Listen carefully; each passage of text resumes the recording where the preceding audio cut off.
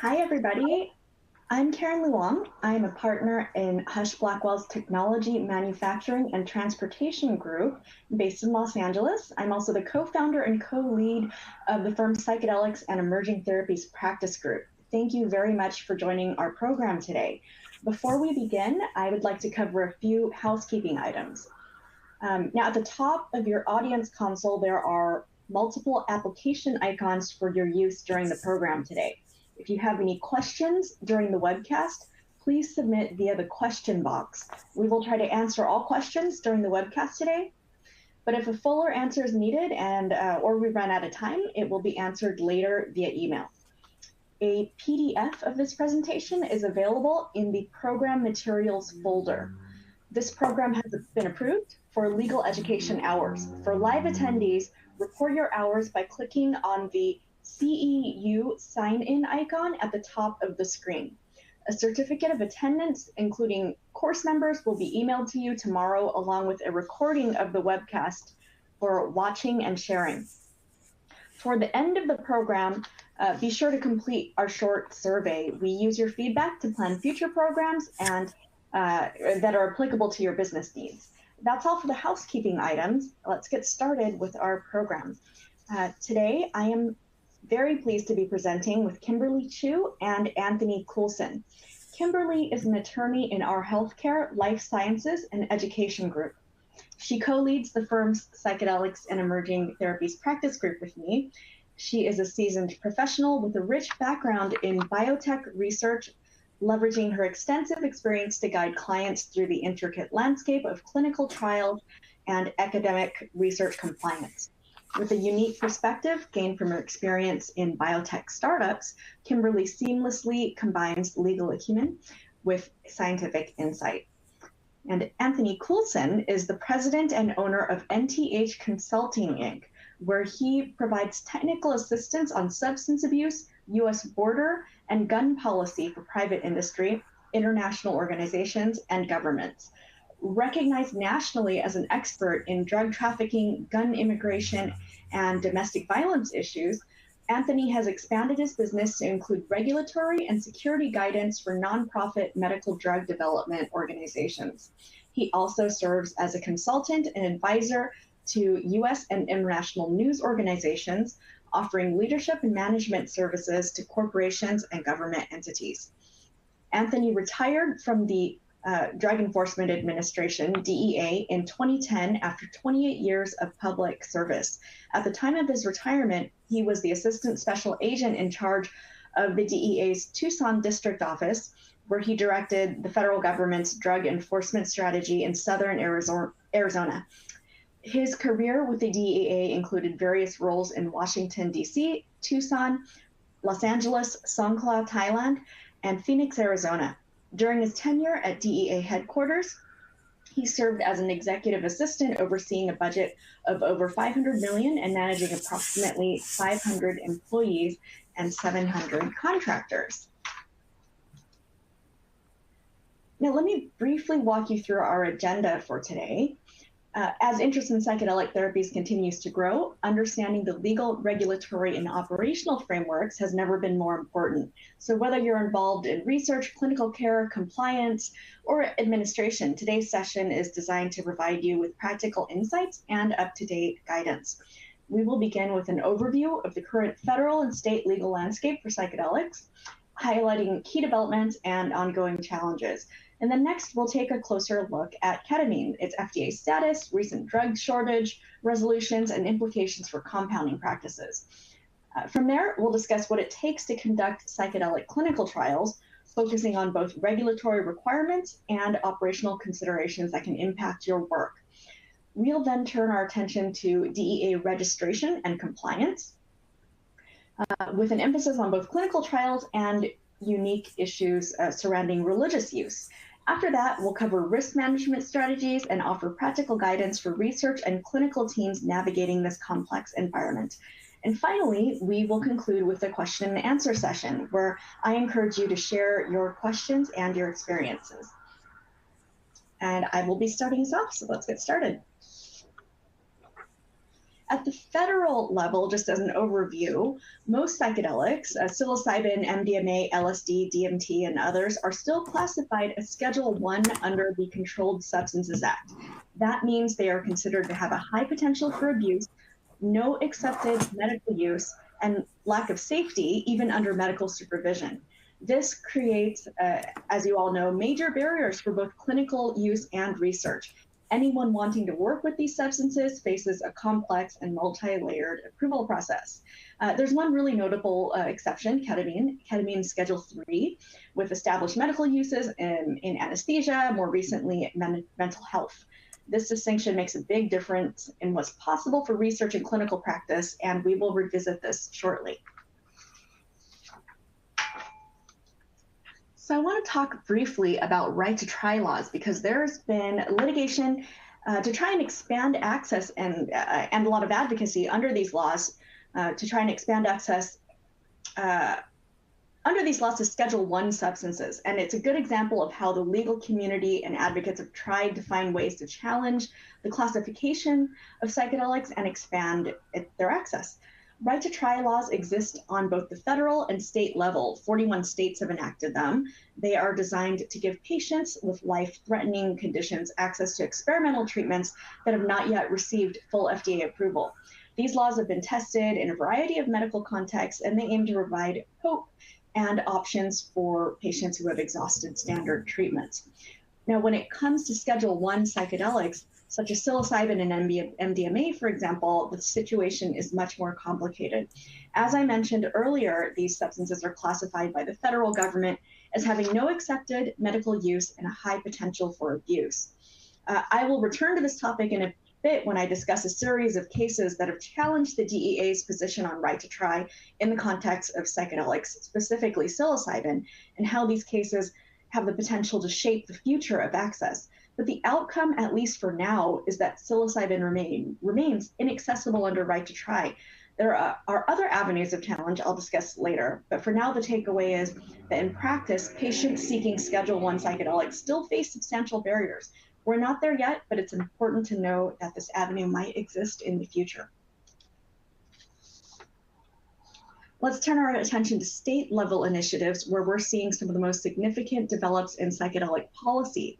Oregon and Colorado have taken the lead by establishing regulated pathways for the supervised use of psilocybin. These programs are designed to allow adults to access psilocybin in controlled therapeutic settings under the supervision of trained facilitators. This marks a major shift from prohibition to a more regulated and health-focused approach. Now, New Mexico has made notable progress with the recent enactment of the Medical Psilocybin Act. This law permits the medical use and cultivation of psilocybin for specific conditions, such as end-of-life care and post-traumatic stress disorder. One unique aspect of the New Mexico legislation is that it generally excludes synthetic psilocybin, except in very narrow circumstances. And this means the focus is primarily on naturally derived psilocybin. It's also really notable that New Mexico's Medical Psilocybin Act is the first law of its kind to be passed legislatively rather than through a ballot measure. This could signal a growing willingness among lawmakers to address psychedelic policy directly rather than relying solely on voter initiatives. As we look at these state-level reforms, it is important to keep in mind that they exist in direct conflict with federal law. While states like Oregon, Colorado, and New Mexico have established pathways for psilocybin use, psilocybin remains a Schedule 1 substance under federal law. The situation is, for example, really different from what we've seen with medical marijuana. In the case of marijuana, the federal government has over time issued guidance and created certain safe harbors for practitioners and institutions operating within state programs. This does not exist when it comes to psilocybin, and there's currently just no such federal protection or federal policy on this. The lack of federal direction creates significant legal uncertainty for institutions, providers, and researchers in states with psilocybin reforms. So there is a real need for a clear federal framework or safe harbor. And those involved in state-level programs faced a lot of unresolved questions about liability, about licensure, about the potential for federal enforcement. And so this federal and state divide is a central issue in the current psychedelic landscape. It's something that anyone considering work in this area has to carefully consider.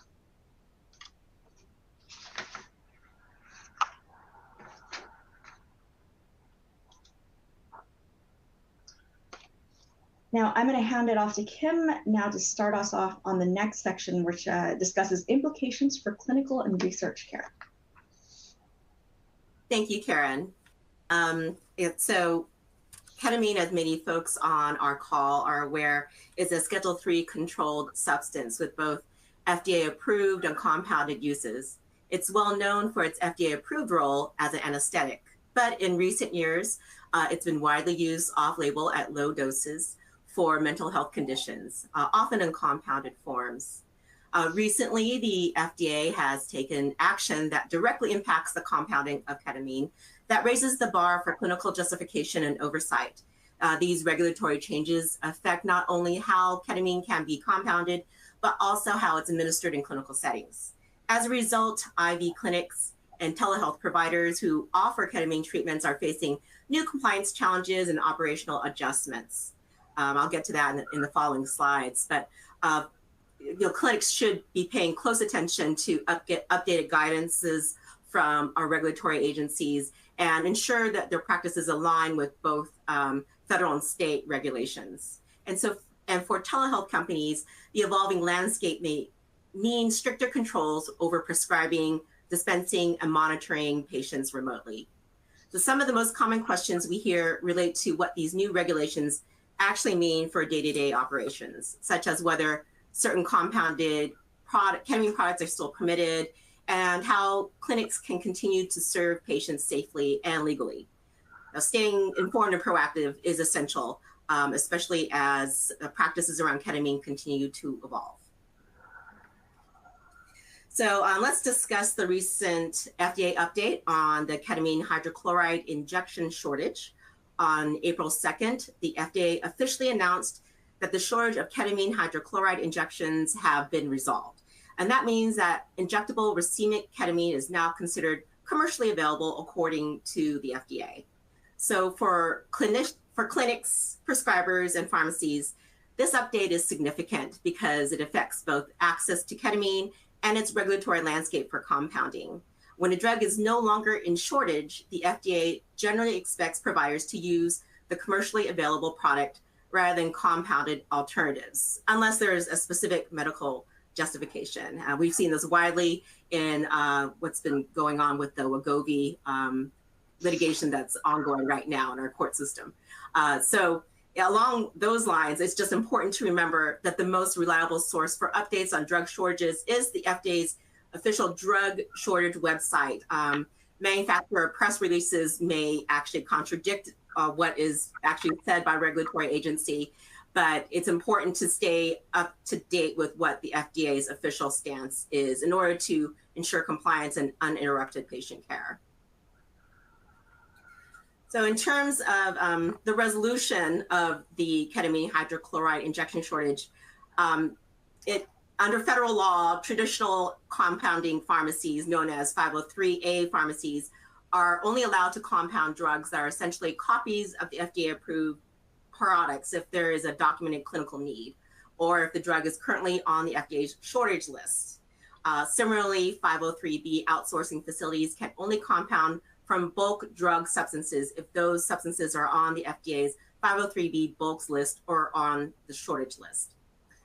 Now that the injectable ketamine is no longer considered to be in shortage, compounding of this form is more restricted. So for 503A pharmacies, compounding ketamine hydrochloride injection is only permitted if a specific clinical need can be clearly demonstrated for an individual patient. For 503B outsourcing facilities, compounding from bulk ketamine is not allowed unless ketamine appears on the 503 bulks list, which is currently does not. So in practical terms, this means that most compounding of the injectable ketamine outside of these narrow exceptions should cease. And clinics or providers seeking this medication should now rely on commercially available products. So staying compliant with these federal requirements is crucial in order to avoid regulatory action and ensure that your patients have access to safe, approved medications. So what does this mean for IV ketamine clinics? Most IV ketamine most IV clinics rely on injectable racemic ketamine, the very form that the FDA has now declared commercially available and removed from the shortage list. As a result, compounding pharmacies are now significantly restricted in their ability to prepare injectable ketamine. They can only do so if there's a specific clinical need for a patient that cannot be met by a commercially available product, and that must be clearly documented under the regulations. So it's important to note that this restriction applies specifically to the injectable form, that is ketamine hydrochloride injections. The FDA shortage resolution does not address other dosage forms like oral or nasal ketamine for that matter, although they may be subject to other restrictions, particularly nasal compounded ketamine. I won't even cover that in this presentation, but in terms of the IV ketamine clinics for outsourcing facilities, the rules are stricter. They cannot compound injectable ketamine at all unless it appears on FDA's 503B bulks list.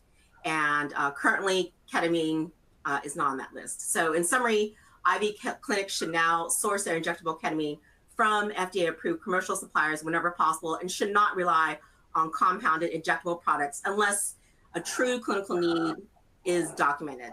So staying aware of these changes is essential for compliance and continued patient care. So let's talk about some new commercial products that are appearing in the ketamine landscape.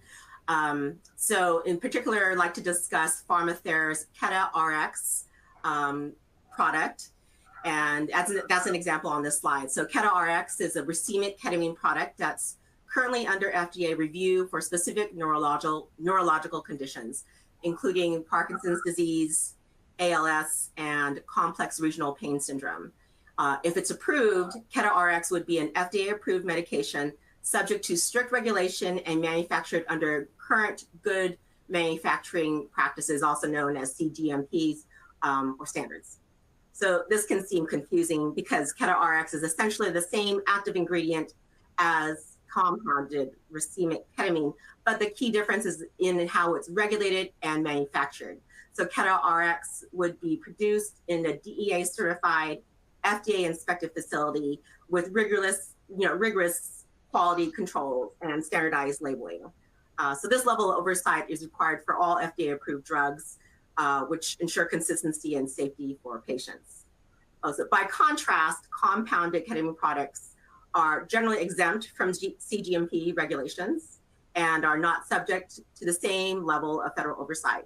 So once a product like KetaRx is approved and available, it would not be considered a compounded product, and clinics would be expected to use the FDA-approved version for indicated conditions that I just previously mentioned, Parkinson's and ALS, for instance, depending on if they gain FDA approval for such indications. So understanding these distinctions is crucial for compliance, patient safety, and making informed choices as new commercial ketamine products enter the market. And let's look at how these regulations affect telehealth companies and the use of oral ketamine, such as troches, lozenges, or sublingual forms. Companies like MindBloom have popularized prescribing oral ketamine, but it's important to note that there is currently no FDA-approved oral ketamine product. So because of this, oral forms are not on the FDA shortage list, nor are they considered copies of any approved product. So the distinction is key. Compounding pharmacies are only restricted from compounding drugs that are essentially copies of FDA-approved products, or if the drug is not on the shortage list. In the case of oral ketamine, since no FDA-approved version exists, compounding pharmacies are permitted to prepare these formulations. So for compounding pharmacy to legally provide oral ketamine, there still must be a valid prescription, a clinical need that isn't met by any other approved product, and all other applicable pharmacy regulations must be followed. So this is why telehealth companies have been able to partner with compounding pharmacies to offer oral ketamine, not because of any shortage, but because there's simply no FDA-approved oral alternative. So in summary, the current regulatory environment allows for the continued compounding and prescribing of oral ketamine through telehealth, provided all legal and clinical requirements are met. I'm now going to switch gears to talk a little bit about the regulatory landscape around psychedelic studies in the United States. And as many folks are probably aware, that's rapidly evolving. The FDA is providing increasingly detailed guidance for sponsors that are interested in studying compounds like psilocybin, MDMA, and other classic psychedelics such as LSD. As with any investigational drug, the first step is to submit and receive clearance for an investigational new drug as an IND application before beginning any human studies. However, psychedelic trials have come with unique protocol design challenges that go beyond traditional drug studies, which include the need for complex safety monitoring, since participants may remain in a vulnerable psychological state for many hours, and as well as specialized training for clinical staff to ensure patient safety throughout the dosing session. So selecting appropriate endpoints is also a more nuanced exercise, as the effects of psychedelics can be subjective and multifaceted. So as was seen in FDA's 2023 draft guidance on psychedelic clinical trials, these challenges are basically addressed directly. That draft guidance emphasized robust risk mitigation strategies, such as providing continuous psychological support during sessions and carefully excluding participants with certain cardiac risk factors. That guidance also acknowledged the difficulty of using traditional blinding and placebo controls, given the noticeable psychoactive effects of these drugs. So to address this, the FDA recommends creative solutions such as active placebos or designing studies that account for expectancy bias. So overall, the FDA's evolving guidance reflects both the promise and complexity of psychedelic research and underscores the importance of careful protocol design to meet regulatory expectations, as well as ensure participant safety. Recent regulatory trends in the realm of psychedelic research highlight both the promise and complexity of developing psychedelics for conditions like substance use disorders, depression, and PTSD. So one of the most significant challenges in this area is selecting and validating the right primary endpoints, especially in substance use disorders. Traditional measures such as total abstinence may not capture the full range of benefits that a psychedelic assisted therapy can offer. So in recognition of this, increasingly the FDA has demonstrated a new willingness to reconsider what would count as a meaningful endpoint in these substance use disorder trials. So instead of requiring strict abstinence as the only measure of success, which is, admittedly a really high bar, it doesn't seem to capture everything, the agency now seems to be open to alternative endpoints, such as reductions in substance use or improvements in quality of life. So these shifts reflect the FDA's responsiveness to stakeholder input and emerging clinical data, and signal an openness to innovation in trial design. However, this evolving regulatory landscape also means that sponsors must be proactive. So early and ongoing dialogue with the FDA is essential to ensure that novel endpoints or methodologies, being recommended by sponsors are scientifically justified and aligned with FDA regulatory expectations. So staying engaged with the agency and monitoring updates, updates to the guidance, which was drafted in 2023, will help sponsors design trials that are both innovative and compliant, and ultimately supporting the development of new therapies for challenging conditions. I'm now going to flip this back to Karen. Right, and I just saw a really great question come up in our Q&A that I'll address after during the Q&A session, but it deals directly with right to try and access under right to try. Hopefully, what I'm talking about next will give a sort of background for this, and so we can all be informed about what's happening as far as it as it relates to various legal challenges being mounted to shape the future of access to psychedelics. And in this case, a series of cases that I'm about to talk about, known as the Ames versus DEA cases, it was a series of cases that were aimed at obtaining access to psilocybin for patients with serious or terminal illnesses. this is a series of about three cases that have worked their way through, one of them, through the Ninth Circuit Court of Appeals. And this effort began when a doctor in the state of Washington, Dr. Sunil Agarwal, he was with the Advanced Integrative Medical Science Institute, or AIMS. Dr. Agarwal submitted an initial request to the DEA. He was seeking approval to access psilocybin for his terminally ill patients. This request was grounded in both state and federal right to try laws, because Washington is one of those 41 states that have enacted right to try legislation. And these laws, as we've discussed, are designed to expand access to experimental treatments for patients with life-threatening conditions.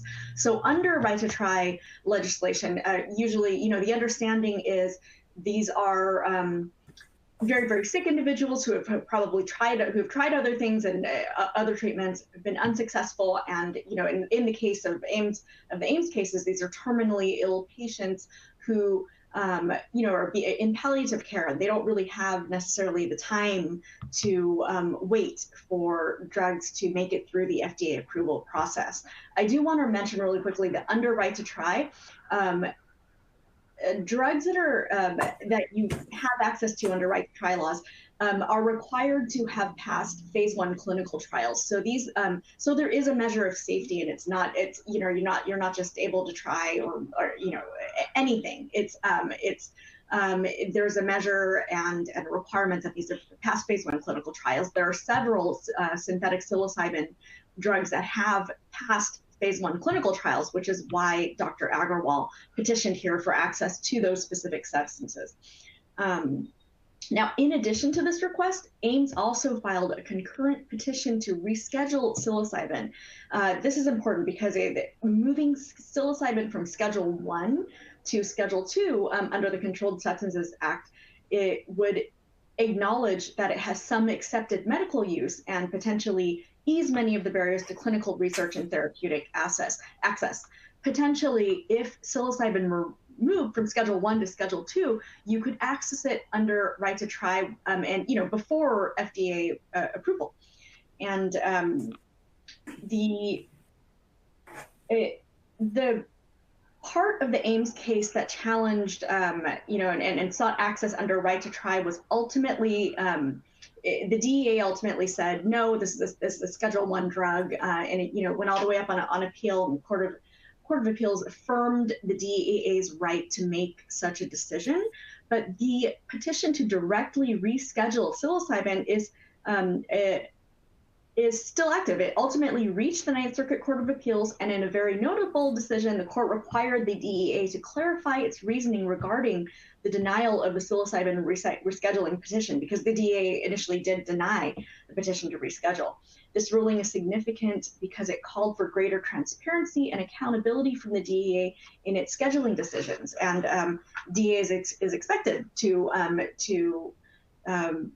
issue a more detailed reasoning on its denial, and also, the public should be watching out for a what's called a NPRM, Notice of Proposed Rulemaking process. If that happens, then stakeholders such as you and I and members of the public can provide input on proposed regulatory changes, and the active participation can help shape future policy and practice.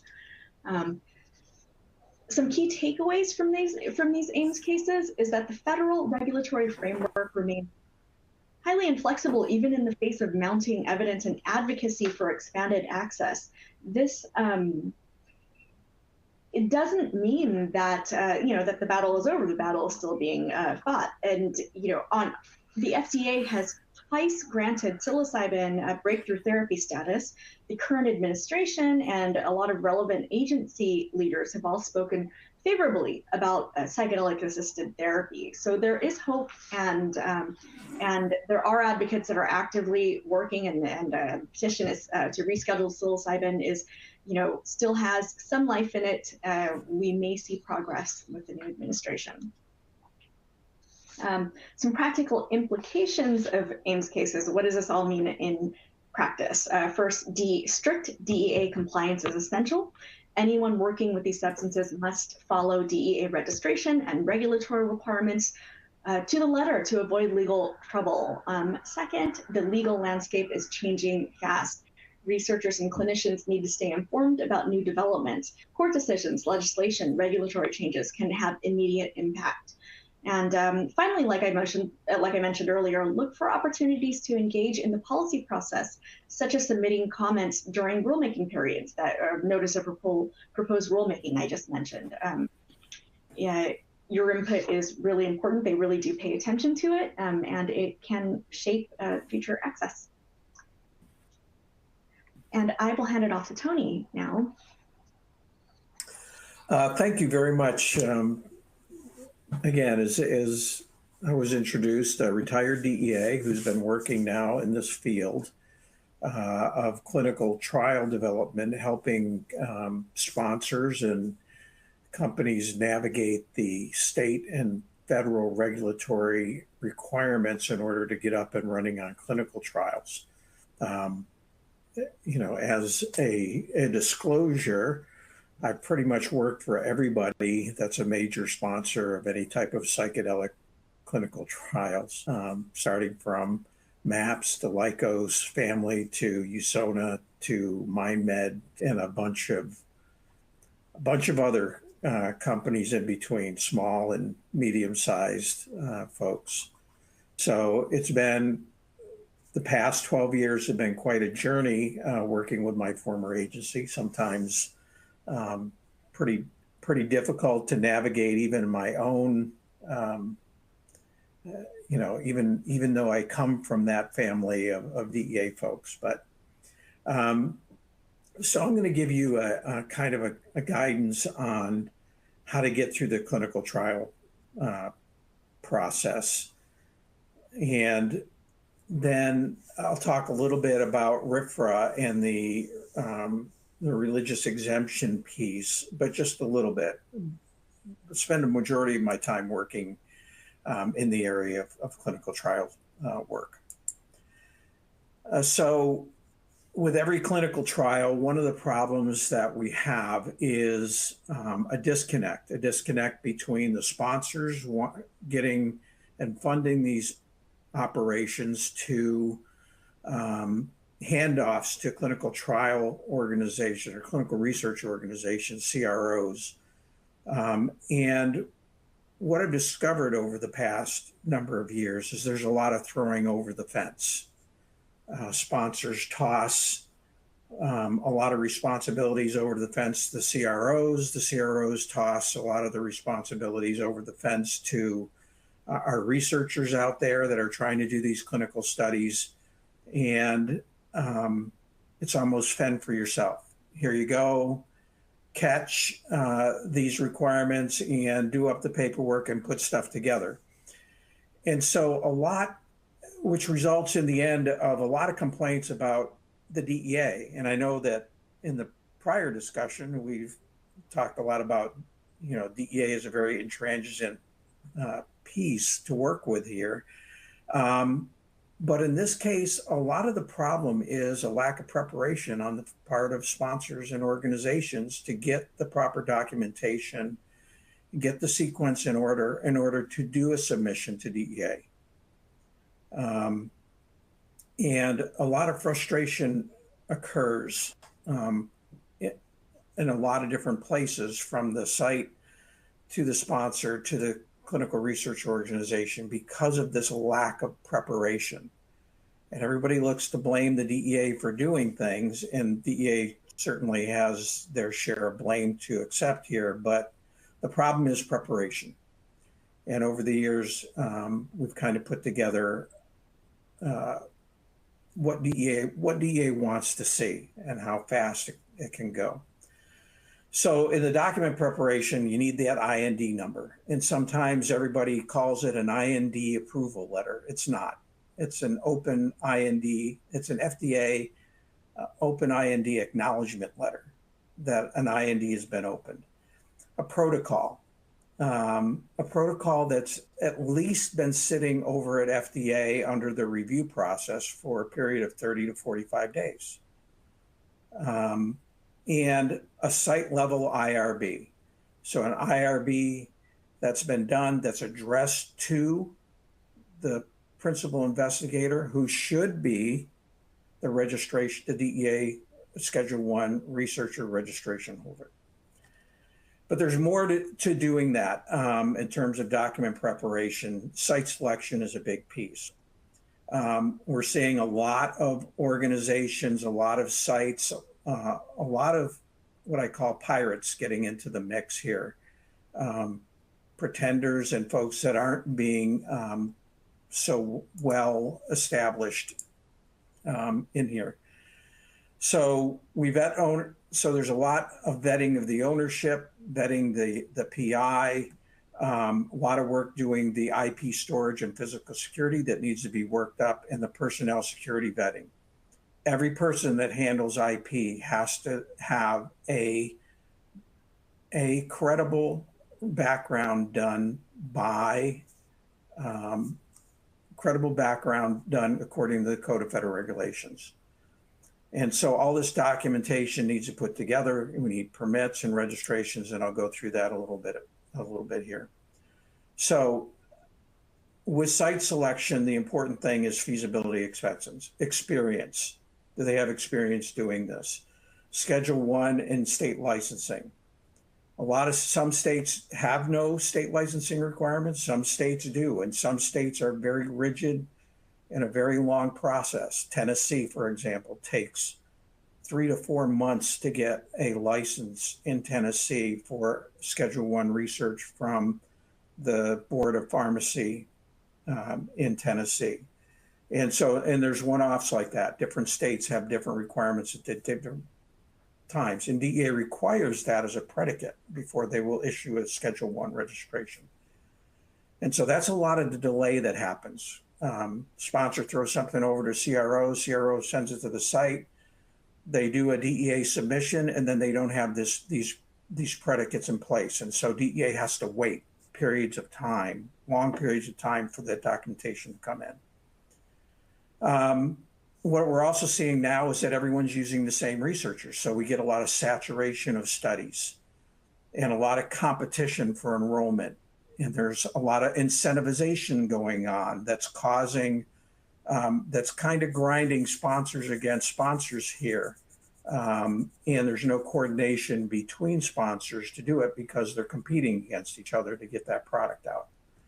That's causing a severe problem right now in the clinical trial research stage.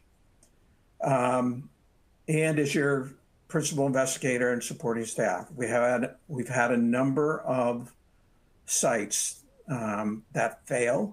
They fail because there was a problem that was recognized, lawsuits, fraudulent activities going on that weren't uncovered in the vetting process that kind of metastasized and came out in the process. So one of the big things here is state regulations. Applicant to get a Schedule 1 researcher, the researcher must make sure that they have their state license before they do the DEA submission. And the submission is called the DEA 225. That's the online submission. Some states require a controlled substance number. It depends. Some states do it in parallel. Massachusetts, the Massachusetts authorities for their health department work hand in hand with DEA, so you can do that application piece in Massachusetts in parallel. And as you see here, DEA will always require that state license be issued first, then DEA will issue their registration upon receiving the state license. California, the RAPC, an unusual piece and one that folks have to be concerned about, because if the RAPC in California, if your protocol changes, you got to make sure that the changes that you have in California match what the protocol is before the FDA. And now DEA, before you could get away with having the RAPC, not having the RAPC, and DEA would issue a registration in some of their 3 California divisions. But now that's not the case. And so the RAPC is required before DEA will issue a final approval for a registration in California.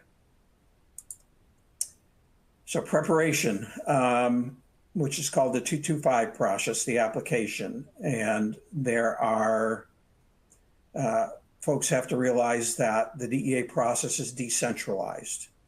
So you make a submission to DEA headquarters, and then it's assigned to the field DEA diversion investigator, who then goes out, does the on-site inspection to make sure that there's security for that IP that's on site, and that and that final approval comes from the local field division for that registration, and then the registration is issued to the headquarters. The problem is that this is a small part of what the DEA diversion program does. Schedule 1 research is a small part of a small part.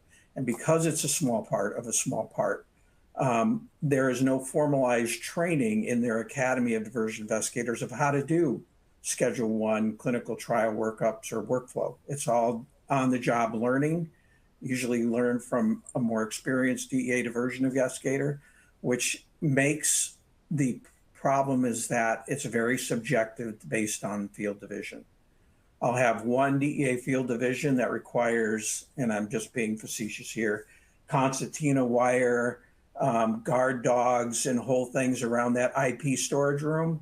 And then I'll have another division that a simple, key lock on a door is sufficient for the IP storage room. And that you can have them in a wooden, any type of little lunchbox container to store the IP. We'll have that disparity, which causes a lot of frustration in pieces. And that's why over the years, I've kind of mapped out what each DEA division and down to the DEA diversion investigator, what we can expect to see when we do a submission and the local DEA comes on site. So getting the site ready is a really important thing. Doing backgrounds according to the Code of Federal Regulations is important. And I was surprised in the run-up to Lykos's NDA, the FDA actually asked me for backgrounds of folks that were in the dosing room and how I completed those background investigations, something no one has done in this industry. So that's an important piece. And we try to establish a high standard for the application process in terms of documentation, so that you take out the variability and the variance that happen with the local DEA offices. So always try to come in with the best documentation, with the best, most complete explanation for everything, with all the permits and everything like that, so that you don't have to deal with the variability in the physics. You come in at a very high level. And then it takes constant monitoring and coordination by the sponsor of the site and the DEA to make sure that all the work is done. And I do most of my job that I do is coaching each researcher, each site coordinator with what to ask in an email, how to contact DEA, how to talk to DEA, how to phrase things that go along there. So as the submissions go along, you got to have a pharmacy manual. DEA will ask for those protocols. The DEA 222, how you're going to fill out, especially in a blinded study, a DEA 222, as you go through this, how you're going to return IP, especially if you're in a blinded situation. How do you make returns? The DEA guidance is very nebulous and gray on it, and sometimes not very accurate and not appropriate to a blinded return of unused IP that can be put back into or destroyed. So that's a real key piece. Then the submission package that we do with DEA, the study documents that we put through are very detailed, and DEA requires certain documentation. The site level IRB is a DEA required document. An institutional approval letter from the institution saying they approve it is a required documentation. The protocol, the signature page, an attestation that you're going to follow the DEA security requirements are all important pieces that are required by DEA, or DEA headquarters will not make that assignment to the field. And so that's the frustration that gets turned into is, what exactly are you asking for from DEA headquarters? And the sites get very frustrated with that. The sponsor gets frustrated because that's all put on, your whole process is put on hold until that documentation comes in. And until that documentation arrives, the DEA will not send the protocol over to the FDA to make sure that that protocol has been reviewed by the FDA and that the FDA has determined that it has merit. Okay? That usually takes 10 days to happen, but it only happens when all this documentation is in place. DEA will not submit to FDA until all the documentation is in place. So, and then the submission process, in the submission process itself, there's a lot of nuances on the online system. You can very much load documents and then unload them, you're unaware that you unload them and they don't proceed in the process there. So that's an important piece. And I handhold every submission. I do it with, I either coach it, I do it for them while they're online with me, or I coach them through doing the submission and just show them the nuances of the submission as it's needed. What you're submitting into is called the RIC system. It's an online system where they do portal. The important part of this is that for some unknown reason that I can't explain from my former agency,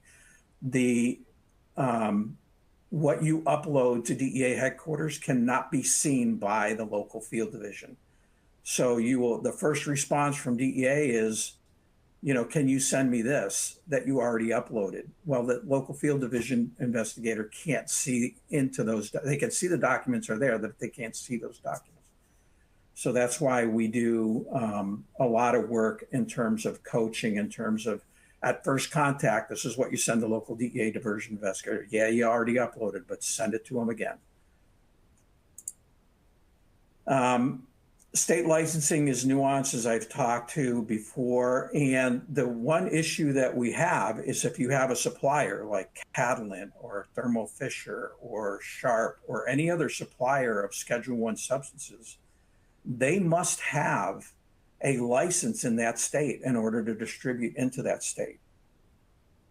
And what our investigators will ask for all the time when they're doing a state application is, show me that state license that your IP can actually come into the state.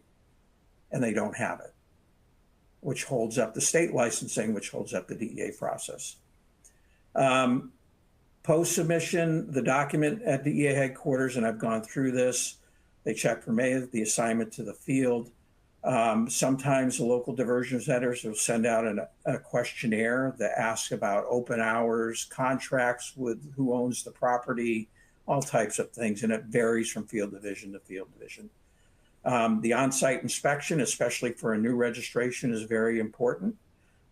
If you already have a registration and you're seeking a new drug code, that's a little bit different story. And then if you have the drug code assigned to your registration, like MDMA or LSD or psilocybin, and you're just adding another protocol, a new protocol for a new phase, the process changes a little bit, and the way you're notified and the way you're approved to proceed gets a little bit different and nuanced.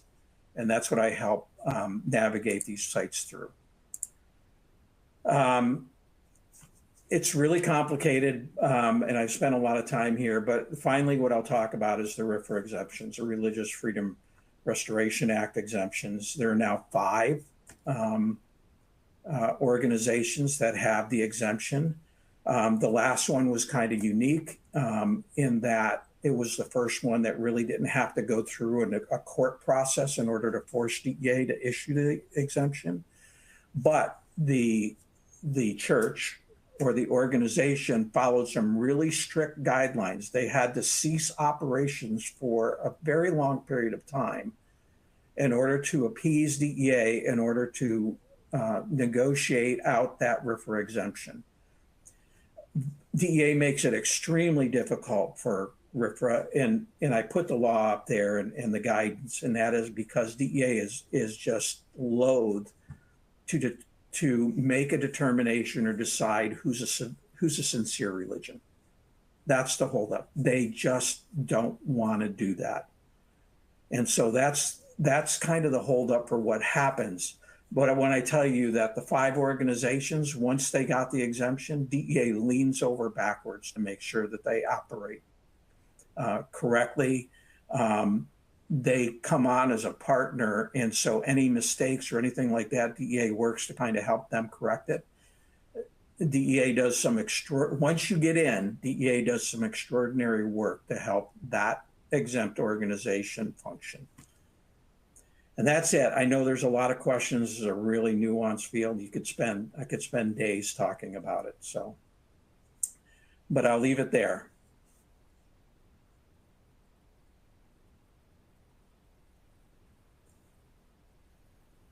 Thank you, Tony. I'm just going to circle back around and discuss a little bit about what the information we just shared, what this means in terms of practicalities for your practice. So as Karen mentioned, there's a growing disconnect between state and federal laws when it comes to psilocybin.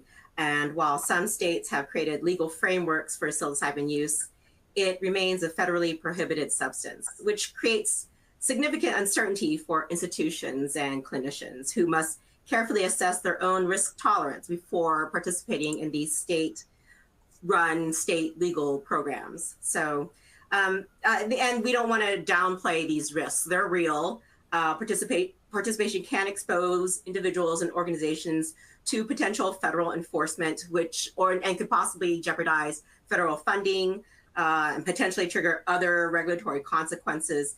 And so it's essential for institutions to create clear policies and robust documentation practices in order to guide decision-making to best protect both their staff and patients. When it comes to minimizing liability in this kind of complex legal landscape, it's critical to just understand the limits of state authority. So states permit activities like psilocybin research or therapy, but that permission doesn't extend beyond state borders, and federal law still takes precedence. So just ensure strict compliance with the specific regulations and requirements of your state, but be mindful and be continually aware that you're part of the cutting edge and that this state approval that you're operating in does not insulate you against federal enforcement by any means.